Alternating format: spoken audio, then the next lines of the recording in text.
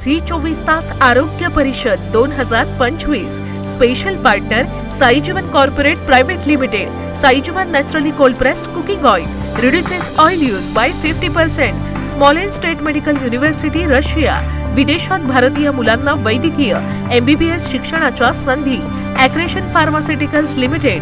Growing together for a healthier tomorrow. Asian cancer institute. Reviving hopes. Sanjeevani Medipoint hospital. Care with compassion. शरीर हे धातूंचे घर, पित्त वात कफाचा संसार.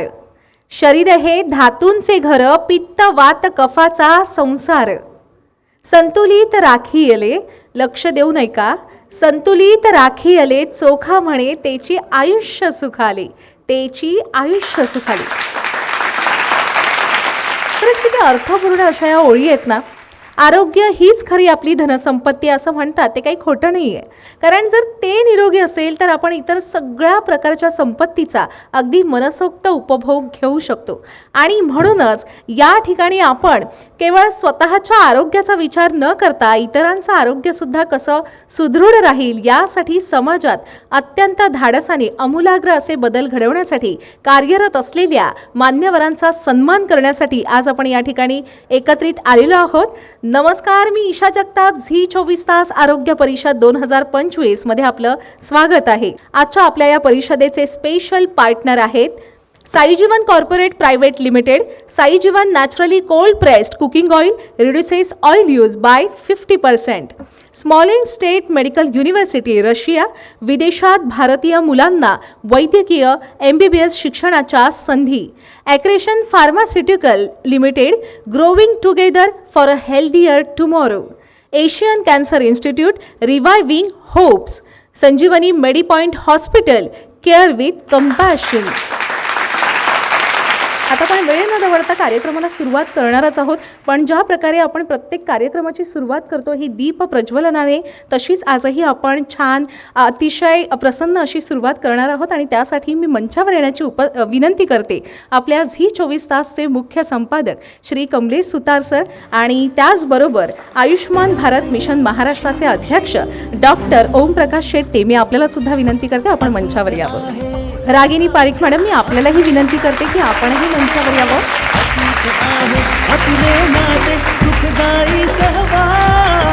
मराठी माणसाचा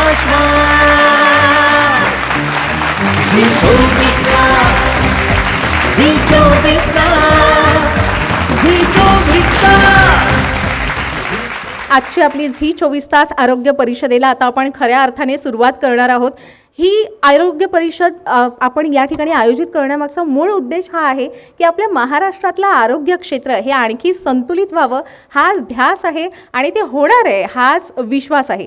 खरं तर यामागचा मुख्य हेतू माझ्यापेक्षा जास्त चांगल्या प्रकारे आमचे संपादकच सांगू शकतील. आणि आज आपण आपल्या वैद्यकीय क्षेत्रातील तज्ज्ञ मंडळींची मतं जाणून घेणारच आहोत. पण त्यापूर्वी आजच्या परिषदेचा मुख्य उद्देश सांगण्यासाठी मी निमंत्रित करते झी 24 तासचे मुख्य संपादक कमलेश सुतार सर.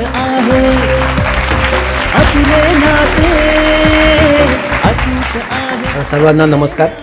झी 24 तास आरोग्य परिषद 2025साठी उपस्थित असणारे सर्व मान्यवर आणि आजच्या या कार्यक्रमानिमित्त आमच्यासोबत जोडले गेलेले आमचे सर्व सहकारी आणि आपल्यासोबत नेहमीच झी 24 ताससोबत प्रत्येक कार्यक्रमात आमच्यासोबत जोडले जाणारे आमचे सगळे स्पॉन्सर, सगळ्यांचं मी स्वागत करतो. एक अग्रगण्य वाहिनी म्हणून झी 24 तास आणि देशातली सगळ्यात पहिली मराठी वृत्तवाहिनी 24 तास ही वेगवेगळ्या माध्यमातून आम्ही वर्षभर अनेक कार्यक्रम घेत असतो. समाजातल्या विविध विषयांना स्पर्श करणाऱ्या अशा विविध कॉन्क्लेव्ज आमच्याकडे होत असतात. कधी उद्योगाबद्दल असतात, शेतीबद्दल असतात, चित्रपट कलाक्षेत्राबद्दलही आम्ही अशा वेगवेगळ्या प्रकारचे कार्यक्रम आयोजित करत असतो, ज्याच्यातून एक संवाद समाजातल्या विविध गोष्टींबाबत इथे करता येईल. आणि आजचा जो विषय आहे, खरं तर एका कॉन्क्लेव्हमध्ये किंवा एका परिषदेत संपणारा हा विषय नाही. आरोग्य हा विषय खूप मोठा आहे आणि एका कॉन्क्लेव्हमध्ये आणि केवळ 5-6 सेशन्समध्ये हा कवर करता येण्याजोगा विषय नाही आहे. समाजाचं आरोग्य तपासण्याचं खरं काम आम्ही करत असतो. समाज योग्य दिशेने जातो आहे की नाही आणि त्याला योग्य कधीकधी त्याच्या दशेबद्दल चर्चा करताना त्याला दिशा देण्याचंही काम पत्रकारिता म्हणून आम्ही करत असतो. पण त्याच्याही पलीकडचे असे विषय असतात जे खरं आरोग्य आहे ते बघण्याचं काम जी तज्ज्ञ मंडळी करतात, जी डॉक्टर मंडळी करतात आणि वैद्यकीय क्षेत्रामध्ये काम करणारी जी मंडळी करतात त्यांच्यासोबत एक संवाद असावा. त्यांच्याकडनं जाणून गोष्टी घ्याव्या की काय या क्षेत्रामध्ये नक्की सुरू आहे, काय आणखी उत्तम करता येईल, सरकार म्हणून काय करता येईल, जे सगळे स्टेक होल्डर्स आपण ज्यांना म्हणतो त्या स्टेक होल्डरची नक्की भूमिका काय असावी, कशी असावी, याच्याविषयी आज काही सेशन्समधून का होईना एक चर्चेला आपण इथे सुरुवात करतो. आणि नक्कीच एक गोष्ट मी सांगू इच्छितो की ही आरोग्य परिषद जशा वेबसिरीजमध्ये वेगवेगळे सीझन्स येतात, आमचा हा पहिला सीझन असावा या वर्षातला. पुढेही अनेक आपण याच्या चर्चा करत राहू आणि वेगवेगळ्या आरोग्य क्षेत्रातल्या मेडिकल फील्डमधल्या आस्पेक्ट्सला आपण कशाप्रकारे स्पर्श करू शकतो आणि कशाप्रकारे त्याची एक दिशादर्शक चर्चा आपण घडवू शकतो याविषयी जी 24 तास यापुढे काम करत राहील. आमचा संबंध पत्रकार म्हणून किंवा एक सामान्य नागरिक म्हणून डॉक्टरांशी फक्त आजारपणापुरता येतो, पण तसं लार्जर पिक्चर आपण बघता येणार नाही. कारण वैद्यकीय क्षेत्राने विशेष करून गेल्या 3 दशकांमध्ये इतकी प्रगती केलेली आहे. अर्थात सगळ्यात इव्हॉल्विंग असं ते फील्ड आहे. दर काही वर्षांनी नवीन संशोधनं येत असतात, उपचाराच्या नवनवीन पद्धती येत असतात, नवनवीन आजारही येत असतात. खरं तर म्हणजे आपण नुकतेच फार नाही आपल्या पिढीने एक मी नेहमीच बोलताना सांगत असतो की ही अशी पिढी आहे ज्याने सगळंच बघितलं आहे. ट्रान्सफॉर्मेशन कशाला म्हणतात म्हणजे अगदी रेडिओपासून ब्लॅक अँड व्हाईट टी व्हीपासून केबल इंटरनेटपासून मोबाईल फोनमध्ये सिनेमा बघण्यापर्यंत ही सगळी स्थित्यंतरं आपण बघितली होती. जे काय नव्हतं बघितलं ते फक्त आपण महामारी बघितली नव्हती, तीसुद्धा आपल्या पिढीला बघायला मिळाली कोविडच्या निमित्तानं. त्यामुळे आता भाग्यवान म्हणायचं की सगळं आपल्याच नशिबी का असं म्हणायचं, पण हे सगळं आपल्याला बघायला मिळतं आहे. आणि एक फार मोठ्या संकटाला जगाने खरं तर तोंड दिलं आणि असाही कधी प्रसंग येऊ शकतो.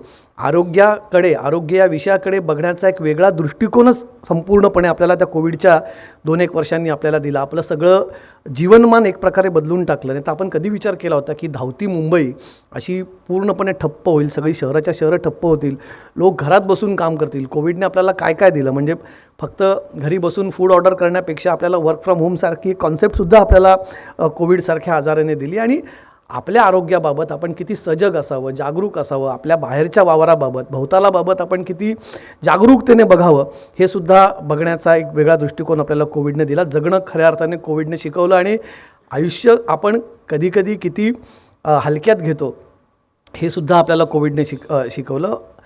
काय आहे कोविड, सुरुवातीला तर लोक ते काय करोना व्हायरस की करीना व्हायरस असं म्हणून त्याची चेष्टा उडवत होते, पण नंतर जसं ते कोविडची भीती आणि कोविडचं खरं स्वरूप जे अकराळ विक्राळ समोर यायला लागलं त्याच्यानंतर खऱ्या अर्थाने कळलं की आरोग्य आणि आपण वाढत्या जगात आपण जी गेल्या 2-1 दशकामध्ये जसा माणूस नोकरीच्या मागे तुमच्या भौतिक सुखाच्या मागे धावत असताना एक कुठेतरी ब्रेक लावण्याचं काम कुठेतरी गरजेचं होतं. म्हणजे कोविडचा एक आपण द पॉझिटिव्ह पार्ट जर बघायचा झाला तर ती कुठेतरी एक जागरूकता, एक कोणीतरी अशी सणसणीत आपल्या कानाखाली माराव्याने जाग यावी तसा माणूस जागा झाला त्यातनं आणि अनेक गोष्टी आपण त्यातनं शिकलो. पण खरंच शिकलो आहे का ह्याचं देखील आपण कुठेतरी इथे मंथन करणं गरजेचं आहे. डिजिटल युगामध्ये अनेक गोष्टी बदलल्यात. पूर्वी जेव्हा आपण म्हणजे आम्ही लहान असताना किंवा तुमच्यातले अनेक जण लहान असताना डॉक्टरांकडे जात असू तेव्हा डॉक्टर आपल्याला त्या एका छोट्याशा खाकी पिशवीमध्ये 4 वेगवेगळ्या गोळ्या काढून द्यायचे आणि एका त्या छोट्या बाटलीमध्ये लाल औषध काढून देत होते. तिथपासून ते आज थेट तुम्ही ऑनलाईन कन्सल्टेशनपर्यंत, तुम्ही ॲपमध्ये बुकिंग करण्यापासून ते थेट तुम्ही परदेशातनं कोणीतरी सांगताय आणि तिथून इथली मायक्रोस्कोपिक एखादी सर्जरी होते. हे सगळं आपण कधीही विचार केलेल्या अशा गोष्टी नव्हत्यात, तशा झाल्यात. फार आपण मोजके इथे आज सेशन्स करतो आणि एका आरोग्य परिषदेने ह्या चर्चा सगळ्या थांबणार नाही आहेत, पण ह्याच्यावरती चर्चा व्हावी. आज सरकारमधलेही आपल्याकडे प्रतिनिधी इथे येणार आहेत, आरोग्यमंत्री इथे येणार आहेत, आपल्यासोबत शेटे साहेब आहेत जे एक फार महत्त्वाचं काम करतात आयुष्यमान भारतचं. पण सरकारने आता आरोग्यामध्ये स्पेंडिंग करणं का जास्ती गरजेचं आहे आपलं. म्हणजे आजही एक गोष्ट जी मला पत्रकार म्हणून इथे खेदाने नमूद करावी लागते की आपलं आजही आरोग्यावरचं स्पेंडिंग फार जास्त नाही आहे. आपण बजेट आउटले बघितला, जर पूर्ण आपण सगळं आर्थिक ती घडी बघितली राज्याची तर त्याच्यामध्ये आपल्याला आजही आरोग्यावरती जसं इतर देशांमध्ये खर्च केला जातो आरोग्यावरती, त्याच्या रिसर्च अँड डेव्हलपमेंटवरती आणि सामान्य माणसाच्या आरोग्यापर्यंत. आम्ही परवा म्हणायचं की कालच आमच्या चॅनलला आणि सगळ्याच चॅनलला तुम्ही एक स्टोरी बघितली असेल की एका महिलेला तिच्या हातामध्ये तानं अर्भक होतं आणि एका ॲम्ब्युलन्सवाल्याने तिला रस्त्यात उतरवून दिलं, तिला 2 किलोमीटर पायपीट करावी लागली. हाही आजचा भारत आहे. ह्याच्याबद्दलही आपण कुठेतरी लक्ष द्यावं की आरोग्य सुविधाकडे लोकांनी जाण्यापेक्षा लोकांपर्यंत आरोग्य सुविधा कशा पोचतील ह्याच्याकडे सरकारने जर लक्ष दिलं तर कदाचित हे सगळे स्टेक होल्डर्स एकत्रितरित्या कसं काम करतील. म्हणजे आम्ही पत्रकार म्हणून त्या सामाजिक आरोग्याची कुठेतरी काळजी घेतो आणि तुम्ही याच्यातले सगळे स्टेक होल्डर्स लोकांच्या खऱ्या आरोग्याची काळजी घ्याल. हा जरी संवाद आजच्या या माध्यमातून जर सुरू झाला, या कार्यक्रमाच्या माध्यमातून सुरू झाला, तरीसुद्धा एक प्रकारे हे सार्थकी लागलं आमचं हा उपक्रम सार्थकी लागला असं आपल्याला म्हणता येईल. मी फार बोलणार नाही, बोलण्यासारखं भरपूर आहे, पण तरीसुद्धा आपण आज एका वेगळ्या निमित्ताने इथे एकत्रित आलेलो आहोत. आरोग्याबद्दल आपण बोलणार आहोत आणि वेगवेगळ्या मान्यवरांचे आपण विचार ऐकणार आहोत, वेगवेगळ्या विषयांवरती त्यांचे विचार ऐकणार आहोत. त्यामुळे माझ्या वाणीला मी तूर्त इथे विराम देतो. आपल्या सगळ्यांचं पुन्हा एकदा स्वागत करतो आणि आपण या सगळ्या कार्यक्रमाला शेवटपर्यंत थांबावं अशी विनंती करतो. धन्यवाद.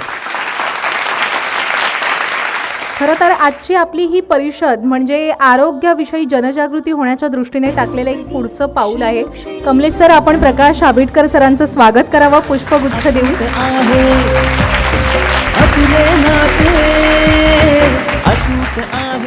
पंचायत समिती ते उत्कृष्ट संसदपटू, तसंच राधानगरीत आमदारकीची हॅट्रिक ते कॅबिनेट मंत्रीपद, असा आपला राजकीय प्रवास अगदी झंझावाती झालेलाच आहे. आता या परिषदेमध्ये आपण आम्हाला महाराष्ट्रातील आरोग्य स्थितीबाबत मार्गदर्शन करावं. आपल्याशी संवाद साधतील माझे वरिष्ठ सहकारी संदीप देसाई. नमस्कार. झी 24 तास आरोग्य परिषद 2025 या विशेष कार्यक्रमामध्ये आपल्या सगळ्यांचं स्वागत आहे. या सगळ्यामध्ये आपण बघितलं मान्यवरांनी मार्गदर्शन केलेलं आहे.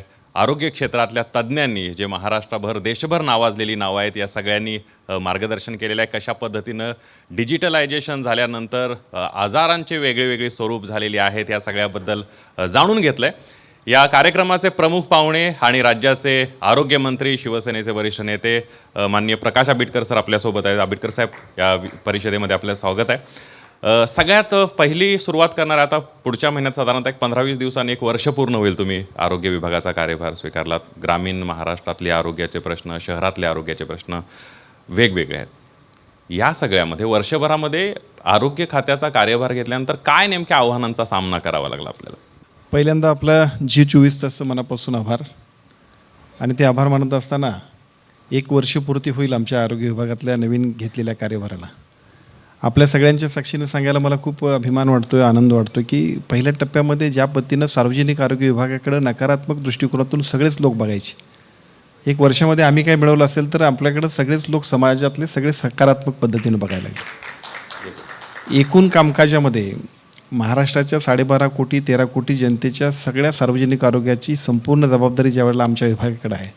अतिशय चांगल्या पद्धतीच्या योजना आहेत. त्या योजनांच्या माध्यमातून सर्व नागरिकांना, म्हणजे अगदी मी नेहमी भाषणामध्ये सुद्धा सांगत असतो की आईच्या पोटात असणाऱ्या बाळापासून त्याची आणि त्या आईची काळजी घेण्यापासून ते शेवटचे श्वास संपेपर्यंत किंवा थांबेपर्यंत सुद्धा सगळी काळजी घेणारा जर कुठला विभाग असेल तर तो आमचा सार्वजनिक आरोग्य विभाग.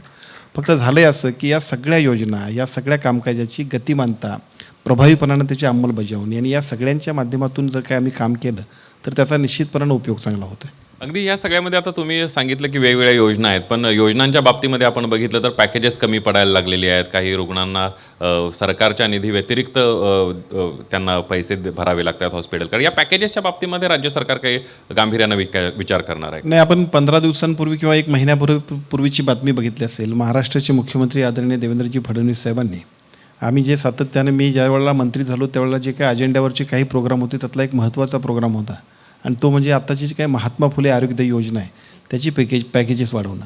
कारण आज जर बघितलं तर संपूर्ण महाराष्ट्रामध्ये ज्या पद्धतीनं महात्मा फुले आरोग्य योजना ही अतिशय प्रभावीपणानं काम करते, परंतु प्रभावीपणानं काम करत असताना सुद्धा अनेक डॉक्टरची तक्रार असायची की आम्हाला हे परवडत नाही, आम्हाला हे पॅकेज कमी पडतं आहे वगैरे वगैरे, अशा सगळ्या तक्रारी असायच्या. आमचा पहिला आग्रह असा असायचा की लोकांना योग्य पद्धतीच्या आणि कोणतेही 1 रुपयाही न देता सरकारच्या वतीनं हे सगळ्या सेवा मोफत दिल्या पाहिजेत. आणि अशा वेळेला जर पैसे घेतले तर ते आमच्यासाठी निश्चितपणे चुकीचं आहे. या सगळ्या गोष्टींसाठी गेल्या 6 महिने वर्षभरामध्ये आम्ही जे काही प्रयत्न केले त्या सगळ्या प्रयत्नानंतर सगळ्यात महत्त्वाची गोष्ट झाली आणि ती सगळी म्हणजे आता त्या पॅकेजेसमध्ये खूप चांगल्या पद्धतीची वाढ केली. विशेषतः आजपर्यंत आम्ही जे काही 1200-1250 आजार होते त्याच्याऐवजी 2399पर्यंत आम्ही आजार नेले. म्हणजे आता दुप्पट आजार झाले. 1001 आजार सुद्धा त्याच्यामध्ये वाढवले, पॅकेजेसमध्ये वाढ केली. आणि महाराष्ट्रातल्या सर्व आज तरी साधारणतः 4 ते 4.5-5 हजार हॉस्पिटल्स आमच्याकडे इम्पॅनल आहेत. या सगळ्यांच्या माध्यमातून मोफत उपचार आपण सगळीकडे देतो आहे. खूप महत्त्वाकांक्षी अशा पद्धतीची योजना झाली. या योजनेमध्ये परत आणखीन दुसरी आम्ही भूमिका घेतली की जी खूप महत्त्वाची आहे. वेगवेगळ्या पद्धतीच्या आजारांना 5 लाखाची आमची कॅप आहे आणि प्रधानमंत्री मातृवंदना योजनेमध्ये सुद्धा त्याच्यापेक्षा आणखीन 5 लाख रुपये आम्ही सिनियर सिटीजनसाठी देतो आहे.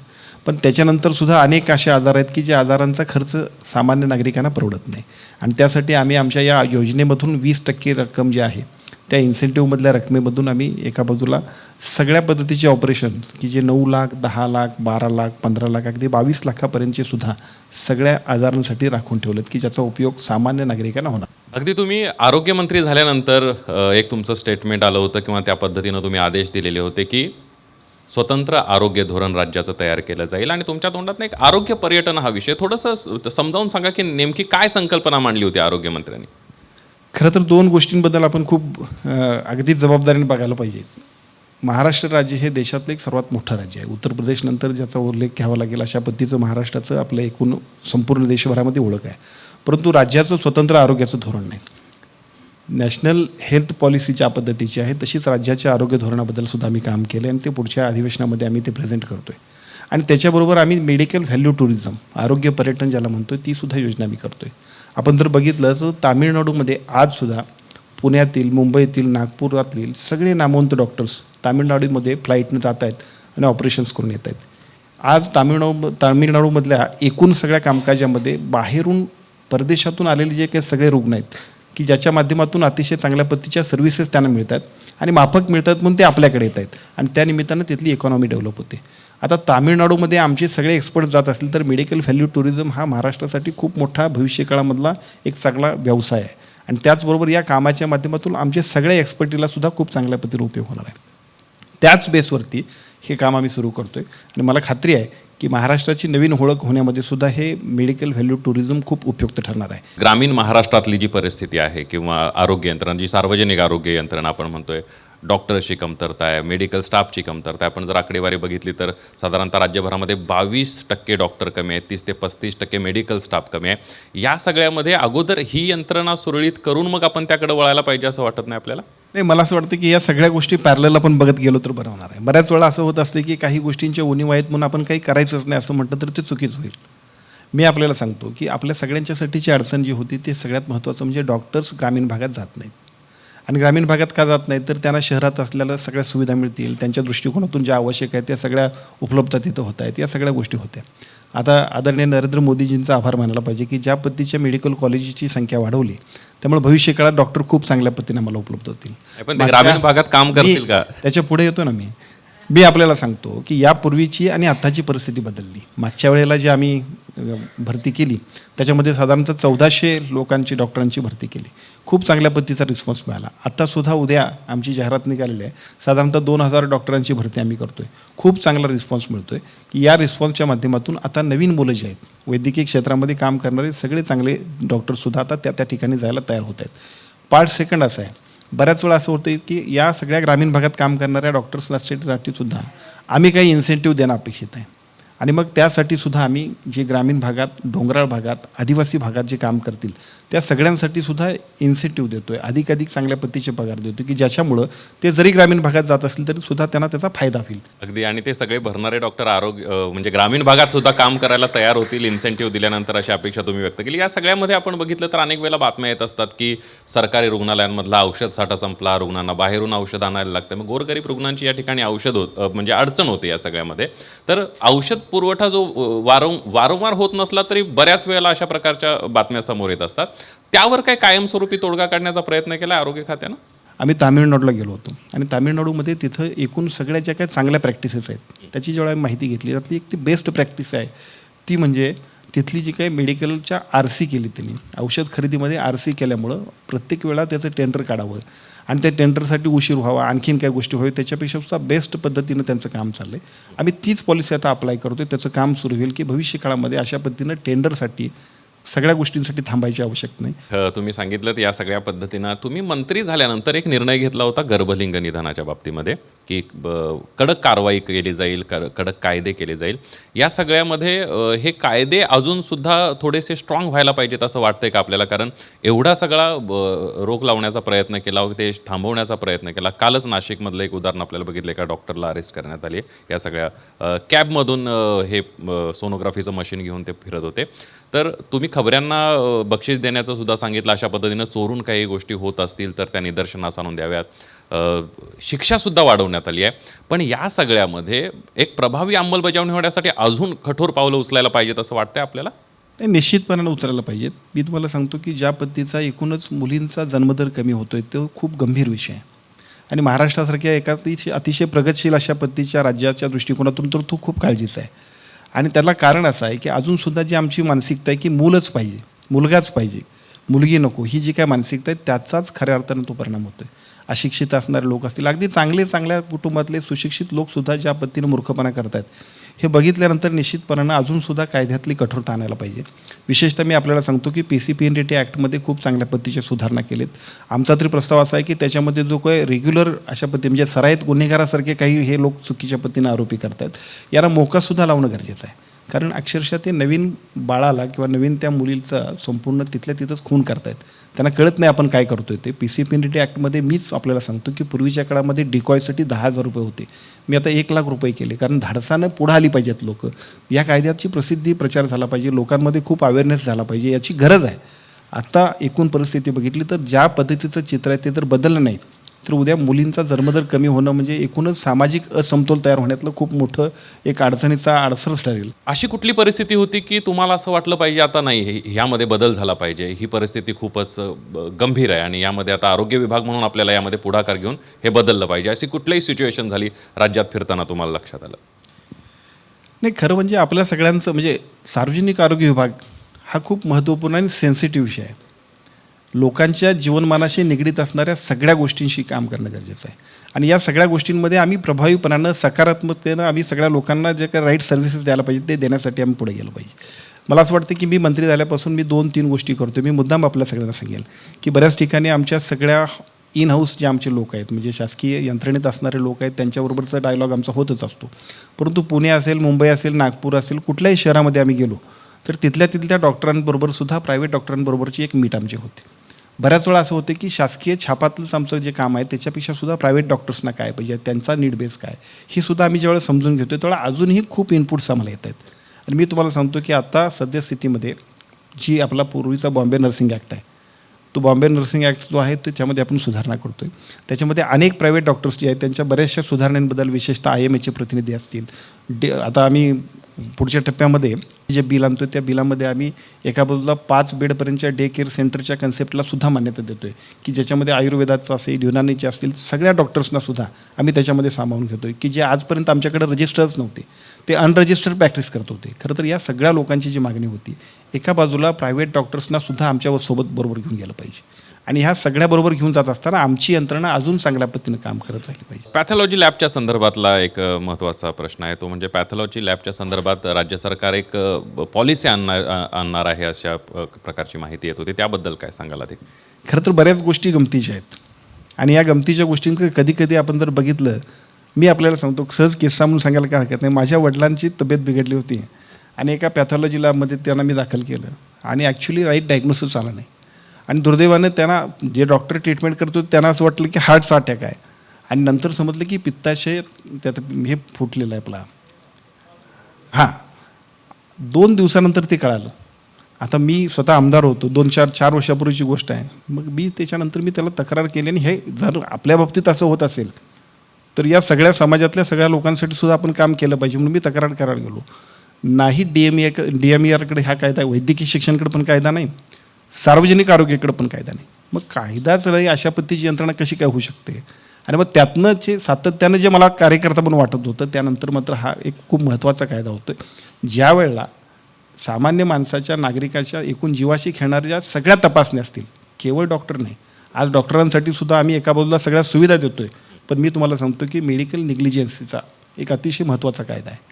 मेडिकल निग्लिजन्सीला सुप्रीम कोर्टानंच सांगितलेलं आहे, त्याप्रमाणेच्या सगळ्या जिल्हा स्तरावरच्या कमिटी आहेत की ज्या माध्यमातून तिथंसुद्धा डॉक्टरने डायग्नोज चुकवला तर त्याच्यावरती सुद्धा योग्य पद्धतीच्या त्याच्यात सूचना असतील, शिक्षा असतील, या सगळ्यासाठी जे काय आवश्यक असेल ते निर्णय घेतले जातात.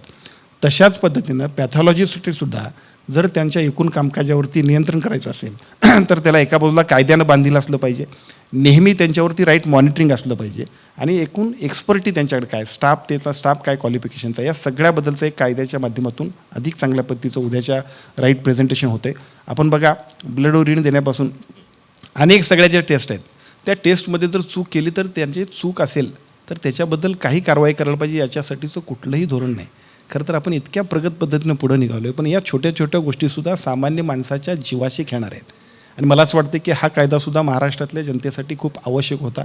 कदाचित या कायद्याच्या माध्यमातून सगळ्या देशभरामध्ये सुद्धा या कायद्याची अधिक चांगल्या पद्धतीनं सगळीकडेच त्या सगळ्या कायद्याचा ते लोकसुद्धा त्याचा उपयोग करून घेतील, अशा पद्धतीचं काम आपण करतोय. सार्वजनिक आरोग्य राज्याचं या सगळ्यावर खरं तर आपला आरोग्य परिषद आहे, आरोग्याचे प्रश्न विचारायचे आहेत, पण थोडं तर आता मंत्री आलेत म्हटल्यावर राजकीय प्रश्न विचारायला पाहिजे. महायुतीच्या आरोग्याबद्दल सध्या जोरदार चर्चा सुरू आहे, त्याबद्दल काय मत आहे आपलं? महायुतीचं आरोग्य ठणठणीत आहे. पण ते वाटायला पण पाहिजे महाराष्ट्रातल्या जनतेला. महाराष्ट्राच्या जनतेला वाटण्यापेक्षा महाराष्ट्राच्या जनतेनंच कौल ज्या पद्धतीनं दिला आहे, 5 वर्षासाठी आम्हाला हा कौल दिला आहे आणि तो इतका दिला आहे की महाराष्ट्राच्या राजकारणामध्ये इतिहासामध्ये असं कधी घडलं नाही, इतकी थम्पिंग मेजॉरिटी झाली. साहजिकच ज्या पद्धतीची थम्पिंग मेजॉरिटी झाली त्यामुळं आताचं आरोग्य अतिशय ठणठणीत आहे. ते 4 वर्षे त्याच्याबद्दल बघायची काही गरज नाही, अशी परिस्थिती आहे. आता राहिला विषय तो विचारण्यापाठीमागचा आणखीन एक हे असू शकेल की आता नगरपंचायतीच्या नगरपालिकांच्या निवडणुका चालेत, आरोप प्रत्यारोपांची राळ उठते, त्यामुळं तर आपण म्हणत असाल तर आणखीन महिनाभर हे सगळं आपण महानगरपालिकेपर्यंत एन्जॉय करूया आणि तिथून पुढचं 4 वर्ष आणि परत आपलं काम असंच चालेल. अगदी तुम्ही सांगितलं की आता आरोग्य ठणठणीत आहे, पण एखादा पार्टनर व्हेंटिलेटरवर नाही आहे ना कुठला? म्हणजे मी आपल्याला सांगतो की महाराष्ट्राच्या राजकारणामध्ये ज्या पद्धतीनं 2.5 वर्षांपूर्वीचं सत्तांतर झालं आणि त्या सत्तांतराच्या वेळेला जे घटक आणि ज्या पद्धतीने एकत्रीकरण झालं त्याचाच रिझल्ट आपल्या कालच्या निवडणुकीमध्ये वर्षभरापूर्वी दिसला. आणि वर्षभरापूर्वी आपला जो निर्णय झाला किंवा तो जो रिझल्ट दिसला त्याच रिझल्टच्या धर्तीवरती पुढच्या 4 वर्षांमध्ये सुद्धा, 1 वर्ष आता पूर्ण होते पण पुढच्या 4 वर्षांमध्ये सुद्धा त्याच पद्धतीचं काम हे तिन्ही नेते आणि तिन्ही पक्ष करतायत. आता प्रश्न असा आहे की विरोधी पक्षाच्या बाजूला बसणाऱ्या लोकांमध्ये मात्र यांच्यात काय घोळ होतोय, यांच्यात काहीतरी विस्कळ झालं पाहिजे तरच मग आता त्याच्यामध्ये काहीतरी होईल. विशेषतः आपण सगळेजण सुद्धा याच्यामध्ये तुम्हाला न्यूज शोधायची असते, त्यामुळे तुम्ही सुद्धा त्याच्यामध्ये थोडं खतपाणी घालायचं काम करताय. पण आरोग्य महाराष्ट्राच्या महायुतीचं ठणठणीत आहे आणि ते अजून चांगलं करण्याची जबाबदारी या तिन्ही नेत्यांबरोबर आरोग्यमंत्री म्हणून माझी आहे, ते आम्ही करत राहू. नाही, आम्ही खत पाणी घालण्यापेक्षा जे दिसतंय महाराष्ट्रात ते लोकांपर्यंत पोहोचवायचा प्रयत्न माध्यमं करत असतात आणि खत पाणी जे आहे किंवा जे मटेरियल आहे ते राजकीय पक्षच देत असतात. या सगळ्यामध्ये तुम्ही आता सांगितलं की महिन्याभरात पुढच्या हे सगळं बंद होईल आणि प्रेमानं काम करायला लागतील सगळे, पण महापालिका आहेत, झेडपी आहेत, पंचायत समिती आहेत, या सगळ्यामध्ये आता नगरपंचायतींना एवढी खडाजंगी आहे तर त्यावेळी काय होईल मग? नाही, आपण 2 गोष्टी समजून घ्या. 3 पक्षांच्या महाराष्ट्रामध्ये स्वतःचं वेगळं अस्तित्व आहे. अतिशय चांगलं इन्फ्रास्ट्रक्चर असणाऱ्या तिन्ही पक्ष आहेत आणि त्या तिन्ही पक्षाच्या कार्यकर्त्यांना असं वाटतं की बाबा आपल्याला हीच संधी आहे, ही नेत्यांची नाही कार्यकर्त्यांची निवडणूक आहे. या कार्यकर्त्यांच्या निवडणुकीमध्ये ज्या पद्धतीनं त्यांना संधी मिळायला पाहिजे ती देणं तरी क्रमप्राप्त आहे. आता ही क्रमप्राप्त होत असताना तिथं आम्ही सगळ्यांनी सांगितलं आणि आमच्या नेत्यांनी आम्हाला सांगितलं की जिथं शक्य असेल तिथं आपण सगळ्यांनी एकत्रित लढलं पाहिजे. आणि जर होत नसेल तरीसुद्धा कुठं अनावश्यक अशा पद्धतीचे वक्तव्य होणार नाहीत आणि आपल्या एकूणच युतीमध्ये कटुता निर्माण होणार नाही, अशा पद्धतीचं काम करा.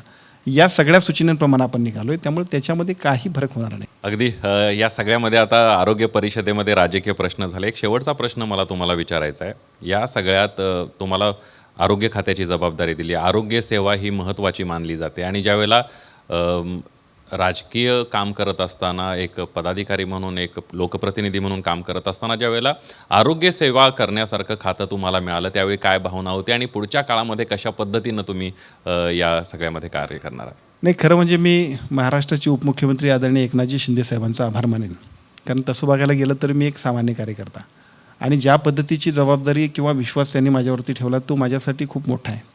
मी आयुष्यभर काम करतो, त्या कार्यकर्ता म्हणून काम करताना सुद्धा आरोग्यातल्या प्रश्नांसाठी मी भांडत होतो. आता भांडणाऱ्या माणसालाच मंत्री केला, असा गंमतीचा भाग झाला. मी याच्यापूर्वी ह्या सगळ्या गोष्टींसाठी भांडत होतो आणि मग जर मला त्या सगळ्या प्रश्नांना न्याय देण्याची संधी मिळाली तर मला जेवढं करता येईल तेवढं करायचा मी प्रयत्न करतो. मी मगापासून सांगितलेले सगळे कायदे असतील, डिपार्टमेंटमध्ये खूप चांगल्या पद्धतीचे बदल आणि खूप ट्रान्सपरंट प्रक्रिया करण्यामध्ये माझा प्रयत्न असेल. या सगळ्या गोष्टी कशामुळे होत आहेत तर मला मिळालेल्या संधीमुळं. अशी संधी मिळणं हे भाग्याचं असते, पण भाग्यापेक्षा सुद्धा त्याच्यामध्ये काय रिझल्ट दाखवतो हे खूप महत्त्वाचं असतं. आणि मला असं वाटतं की जेवढं महाराष्ट्राला देता येईल तेवढं देण्याचा प्रयत्न जर मी केला तर निश्चितपणे एका बाजूला माझ्या नेतृत्वाचं आणि ज्या समाजानं मला मोठं केलं त्या समाजाचं मी खूप चांगल्या पद्धतीने काही देणं लागतो ते द्यायचा मी प्रयत्न करेन.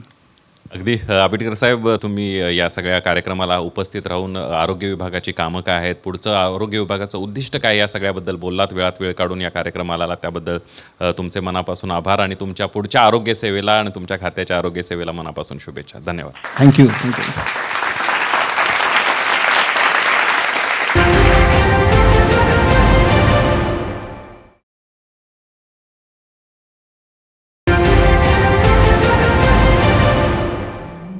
आता या सोहळ्याचा अत्यंत महत्त्वाचा भाग पार पडणार आहे आणि हा भाग म्हणजे पुरस्कार वितरण सोहळा.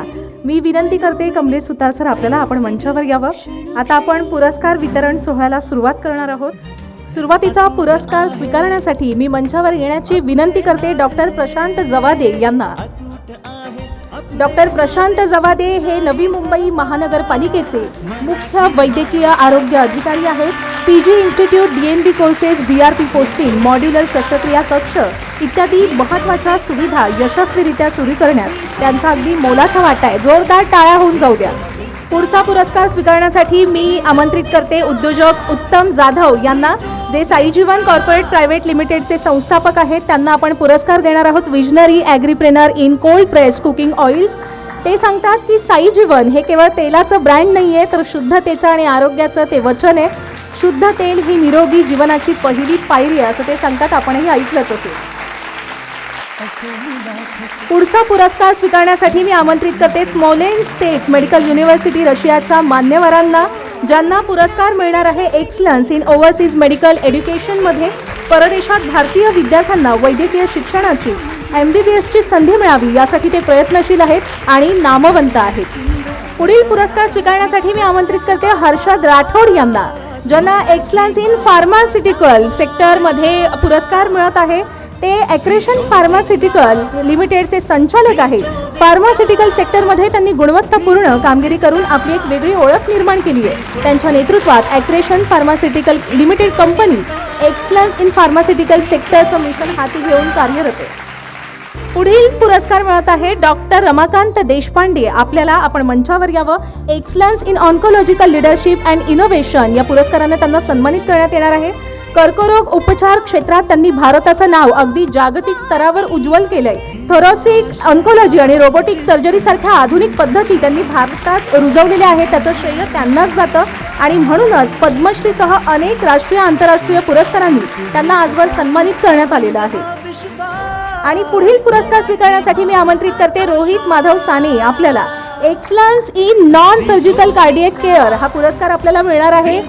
आधुनिक वैद्यक आणि आयुर्वेद यांचा समन्वय करून हृदयरोगासाठी प्रभावी अशी उपचार पद्धती विकसित करणारे ते अग्रगण्य संशोधक आहेत. आता पुढील पुरस्कार मिळणार आहे Manish Oswal. Excellence in multi speciality hospital in western Pune या पुरस्कारानं आपल्याला सन्मानित करण्यात येणार आहे. पश्चिम पुण्यातील आरोग्य सेवेचं प्रतीक असलेल्या संजीवनी मेडिपॉइंट हॉस्पिटलच्या स्थापनेपासून आधुनिक वैद्यकीय सेवांद्वारे हजारो रुग्णांचा विश्वास त्यांनी आजवर जपलाय. पुढील पुरस्कार स्वीकारण्यासाठी मी निमंत्रित करते डॉक्टर स्मिता रणजित काळे यांना. Excellence in social health care या पुरस्कारानं आपल्याला गौरविण्यात येणार आहे. त्या MD रेडिओलॉजिस्ट, सर्टिफाईंग सर्जन तसंच इंडस्ट्रियल हेल्थ केअर फेलोशिप धारक आहेत. वैद्यकीय, सामाजिक आणि शैक्षणिक क्षेत्रात त्या अत्यंत उल्लेखनीय असं कार्य करत आहेत. पुढील पुरस्काराचे मान्यवर आहेत doctor Arvind Vamanrao Bhore. Excellence in medical education या पुरस्कारानं आपल्याला सन्मानित करण्यात येणार आहे. Shrimati Kashibai Navale medical college and general हॉस्पिटलच्या सर्वांगीण प्रगतीत अतिशय अशी मोलाची भूमिका बजावली आहे. पुढच्या पुरस्काराचे मानकरी ठरलेले आहे संजय मिश्रा. संजय मिश्रा यांची एपेक्स इन्शुरन्स कन्सल्टंट लिमिटेड अर्थात AICL ही भारतातील सर्वात विश्वासार्ह मेडिको लिगल संरक्षण सेवा देणारी संस्था आहे. पुढील पुरस्कार स्वीकारण्यासाठी मी मंचावर आमंत्रित करते डॉक्टर प्रियंका धनवडे. आपल्याला excellence in height growth therapy या पुरस्कारानं आपल्याला गौरविण्यात येणार आहे. प्रियंका मॅडम या उंची वाढ उपचार, योग आणि आहारशास्त्र या क्षेत्रातील प्रख्यात तज्ज्ञ आहेत. PU हाईट क्लिनिकच्या माध्यमातून त्या अनेकांना सर्वांगीण आरोग्य आणि उंचीवाढीसाठी मार्गदर्शन करतात. पुढील पुरस्काराचे मानकरी आहेत न्यूरोजॉन ब्रेन अँड स्पाइन इन्स्टिट्यूटचे डॉक्टर आलोक शर्मा, ते फाउंडर आणि डिरेक्टर आहेत. आणि तसंच डॉक्टर नंदिनी गोकुळ चंद्रन या सुद्धा मानकरी आहेत. डेप्युटी डिरेक्टर आणि हेड मेडिकल सर्व्हिसेस त्या आहेत. Excellence in cell therapy for neurological disorders या पुरस्काराने त्यांना सन्मानित करण्यात येते. आणि पुढील पुरस्काराचे मानकरी आहेत KLS wellness institute for anti एजिंगच्या मोनिका वच्छानी, ज्या जनरल मॅनेजर आहेत, आणि डॉक्टर हिना सय्यद, ज्या चीफ मेडिकल ऑफिसर आहेत. एक्सलन्स इन अँटी एजिंग ट्रीटमेंटसाठी त्यांना गौरविण्यात येत आहे. पुढील पुरस्काराचे मानकरी आहेत डॉक्टर प्रदीप वाघमारे. डॉक्टर प्रदीप वाघमारे हे वैद्यकीय क्षेत्रातील 18 वर्षांहून अधिक काळाचा प्रदीर्घ अनुभव असलेले एक अत्यंत कुशल आणि यशस्वी वैद्यकीय व्यावसायिक आहेत. त्यांनी ॲस्थमा, ॲलर्जी, त्वचा रोगाने त्रस्त रुग्णांसाठी वरदान असणारी संशोधनपूर्ण सॉल्ट थेरपी आपल्या महाराष्ट्रात सुरू केली. आणि त्यानंतर मी मंचावर येण्याची विनंती करते डॉक्टर राहुल सावंत. आपल्याला एक्सलन्स इन इंटरव्हेन्शनल कार्डिओलॉजीसाठी आपल्याला गौरविण्यात येत आहे.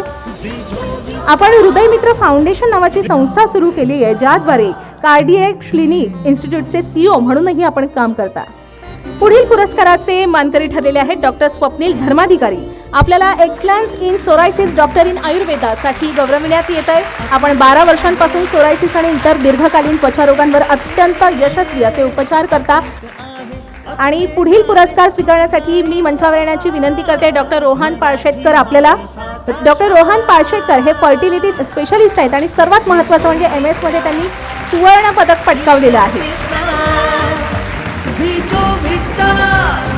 आणि पुढील पुरस्कार स्वीकारण्यासाठी मी निमंत्रित करते प्रसाद बागडे यांना, जे M शहा अँड कंपनीचे प्रॉपरायटर आणि डायरेक्टर आहेत.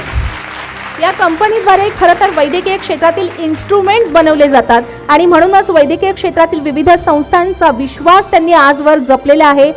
आणि पुढील पुरस्कार स्वीकारण्यासाठी मी मॅडम आपल्याला विनंती करते आपण मंचावर यावं. डॉक्टर रागिणी पारेख यांना मी विनंती करते. जसं मी मगाशी पण सांगितलं की सुरुवातीला नेत्ररोग शास्त्रातील दिवसाला 1 शस्त्रक्रिया मॅडम पार पडायची आणि आज हजारो शस्त्रक्रिया त्यांच्या नावे आहेत. आणि आज त्यांनी अनेक जणांना हे जग बघण्याचं सुख दिलंय त्यांच्या हातातील कलेमुळे, खरं तर विद्येमुळे.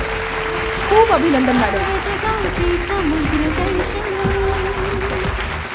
डॉक्टर तात्याराव लहानेंच्या त्या शिष्या आहेत आणि 85,000 शस्त्रक्रिया त्यांनी आजवर पार पाडलेल्या आहेत. आणि एवढ्या शस्त्रक्रिया पार पाडणाऱ्या त्या पहिला महिला डॉक्टर आहेत. खूप जोरदार टाळ्या होऊन जाऊ द्या. पुढचा पुरस्कार स्वीकारण्यासाठी मी निमंत्रित करते डॉक्टर समीर दलवाई. आपल्याला जे बालरोगशास्त्र तज्ज्ञ आहेत आणि त्याचबरोबर मानसोपचार तज्ज्ञ म्हणूनही त्यांनी अत्यंत मौल्यवान असं कार्य केलेलं आहे. आणि त्यांच्यामुळे या शास्त्रामध्ये हजारो बालकांवर त्यांनी उपचार केलेले आहेत. आणि आता पुढील पुरस्कार स्वीकारण्यासाठी डॉक्टर महेश चिटणीस सर, मी आपल्याला विनंती करते की आपण मंचावर यावं. सोबतच दीप्ती साठे चिटणीस आणि डॉक्टर शलाका जोशी, मी आपल्याला ही विनंती करते आपण मंचावर यावं.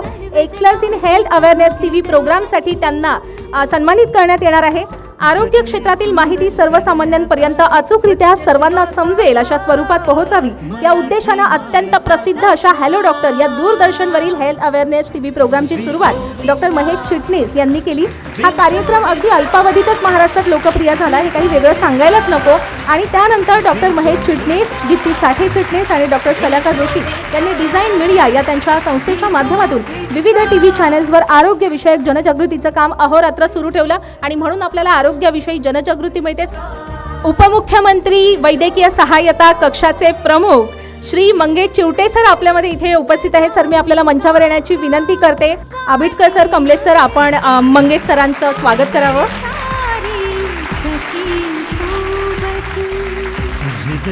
कमलेश सरांनी मगाशी आंबेडकर सरांचं स्वागत केलेलंच आहे, पण आपण वेळात वेळ काढून या ठिकाणी उपस्थित राहिलात आणि आम्हाला सखोल महाराष्ट्राची आरोग्य स्थिती सांगितली, त्याबद्दल आपला सन्मानही करावा अशी मी विनंती करते. कमलेश सर, आपल्याला मुळात आपल्या महाराष्ट्राचं आरोग्य क्षेत्र आपण अत्यंत धाडसाने पेलवता, याच्यासाठी हा सन्मान आहे.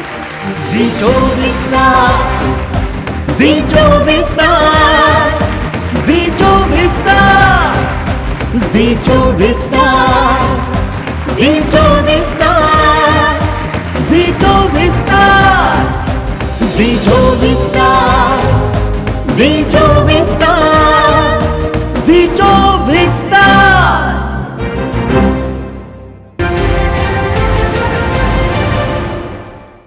झी 24 तास आरोग्य परिषद 2025 special partner Saijeevan corporate private limited. Saijeevan naturally cold pressed cooking oil reduces oil use by 50%. Smolensk state medical university Russia. विदेशात भारतीय मुलांना वैद्यकीय MBBS शिक्षणाच्या संधी. Accretion pharmaceuticals limited. Growing together for a healthier tomorrow. Asian cancer institute. Reviving hopes. Sanjeevani Medipoint hospital. Care with compassion.